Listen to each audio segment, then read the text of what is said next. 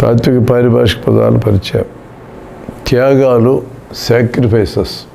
మనిషి ప్రవర్తనలో దానము, అప్పు, త్యాగము ఇలాంటి పదాలు వాడుతుంటాం.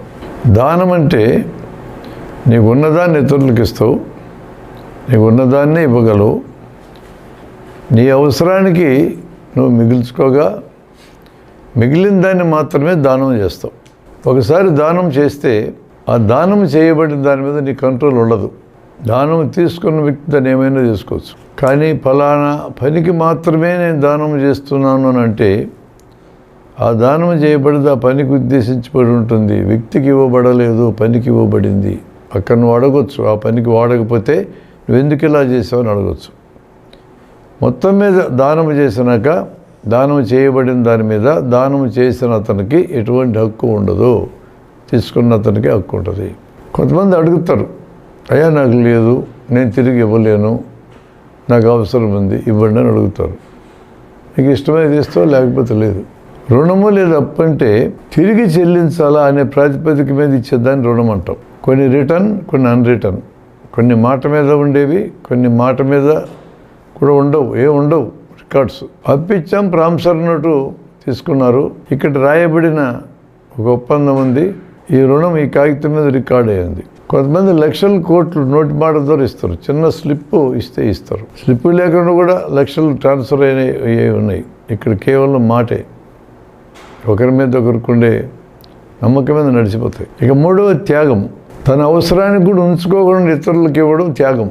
దానం దగ్గర, రుణం దగ్గర, త్యాగం దగ్గర చట్టపరమైన ఆంక్షలు ఉండవు. నువ్వు ఖచ్చితంగా ఇవి చేయాలని కానీ ఇవి చేయకూడదని కానీ ఏమి చట్టాలు ఉండవు. మనుషుల మధ్య ఉండే సంబంధాల్లో హక్కులు, విధుల దగ్గర చట్టపరమైన నిబంధనలు ఉంటాయి. కానీ దానము, రుణము, త్యాగం ఇష్టమైతే చేస్తావు, లేకపోతే లేదు. రుణమైనా నీకు ఇష్టమైతే చేస్తావు, వాడు ఇవ్వాలనుకుంటే ఇస్తాడు. దానమైనా అడుక్కుంటావు, వాడికి ఇవ్వాలంటే ఇస్తావు, లేకపోతే లేదు.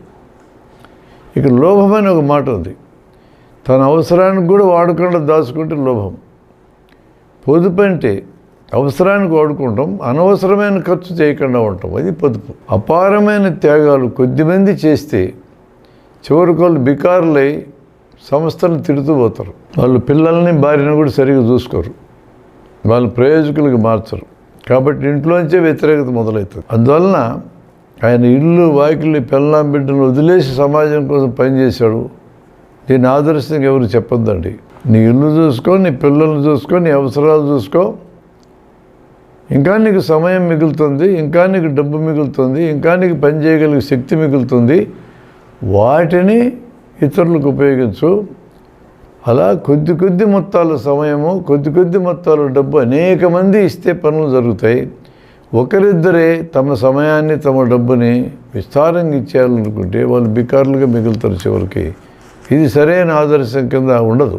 కొద్దిమంది అపారమైన త్యాగాలు చేయడం కంటే చిన్న త్యాగాలు అనేక మంది చేయడం మంచిది. సొంత లాభం కొంత మానుకో అన్నాడు కవి. సొంత లాభం అంతా మానుకొని వీధుల్లో పడమని చెప్పలేదు.